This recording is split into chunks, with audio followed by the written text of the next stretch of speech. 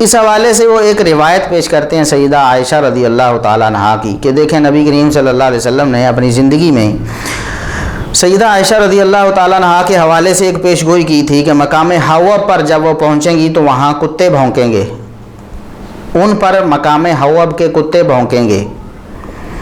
تو ایسا ہی ہوا جنگ جمل پر جب وہ جا رہی تھی راستے میں، تو سیدہ عائشہ رضی اللہ تعالیٰ عنہا مقام حوض پر جب پہنچیں تو وہاں پر کتے ان پر بھونکے۔ اس وقت انہیں فوراً وہ حدیث یاد آئی کہ نبی کریم صلی اللہ علیہ وسلم نے ایک دفعہ فرمایا تھا میری بیوی کا کیا حال ہوگا جب مقام حوض پر ان پر کتے بھونکیں گے۔ تو اس وقت انہیں اپنی غلطی کا احساس ہوا کہ واقعی میں جو نکل رہی ہوں اختلاف کر کے سیدنا علی رضی اللہ تعالیٰ عنہ سے، تو یہ میری غلطی ہے۔ بہرحال اس حدیث میں ایسی کوئی بات نہیں جس سے صحابہ کرام رضوان اللہ علیہ مجمعین کی شان میں کوئی تنقیص یا توہین ہو سکے۔ ایک پیش گوئی تھی نبی کریم صلی اللہ علیہ وسلم کی، لیکن یہ حدیث صحیح نہیں ہے۔ اس کے جو راوی قیس بن ابی حازم ہے، قیس بن ابی حازم اس روایت کو بیان کر رہا ہے اور سیدہ عائشہ رضی اللہ تعالیٰ عنہا پر مقام حوض کے کتوں کے بھونکنے کی روایت ذکر کر رہے۔ قیس بن ابی حازم، ان کے بارے میں امام علی بن مدینی رحمۃ اللہ علیہ فرماتے ہیں کہ قیس بن ابی حازم جنگ جمل میں شریک نہیں ہوئے، اور یہ واقعہ جنگ جمل کے سفر کے دوران کا ہے، یعنی جب جنگ جمل کے لیے سیدہ عائشہ رضی اللہ تعالیٰ عنہا نکل رہی ہیں اس راستے میں یہ واقعہ پیش آیا ہے۔ تو قیس بن ابی حازم جنگ جمل میں شریک نہیں ہوئے، وہ اس سفر پہ گئے ہی نہیں، تو انہوں نے یہ واقعہ کہاں سے اور کیسے سن لیا؟ اور قیس بن ابی حازم تابعی ہیں۔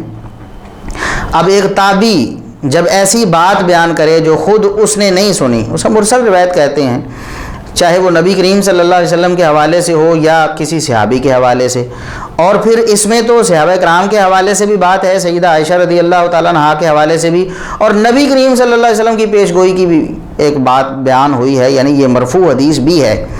تو قیس بن ابی حازم کا سماع اگرچہ صحابہ کرام سے ثابت ہے، لیکن اس موقع پر قیس بن ابی حازم تابعی رحمۃ اللہ علیہ سیدہ عائشہ رضی اللہ تعالیٰ عنہا کے ہمراہ ہرگز نہیں تھے۔ جب وہ ان کے ہمراہ نہیں تھے تو یقینی بات ہے کہ انہوں نے کسی اور سے یہ واقعہ سنا۔ وہ کوئی اور کون تھا؟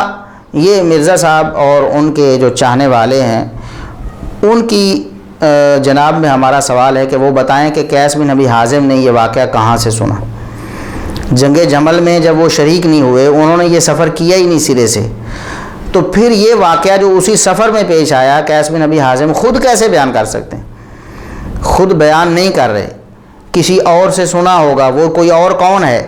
ظاہر ہے تابعین کے اساتذہ تابعین بھی تھے، اور تابعین میں خود مرزا صاحب بھی کہتے ہیں جھوٹے لوگ بھی موجود تھے، جابر جوفی جیسے بھی۔ تو لہٰذا یہ روایت تو منقطع ہے، یہ روایت مرسل ہے، یہ روایت ضعیف ہے۔ نبی کریم صلی اللہ علیہ وسلم سے مقام حوض پر سیدہ عائشہ رضی اللہ تعالیٰ عنہا کے خلاف کتوں کا بھونکنا یہ ثابت نہیں ہے۔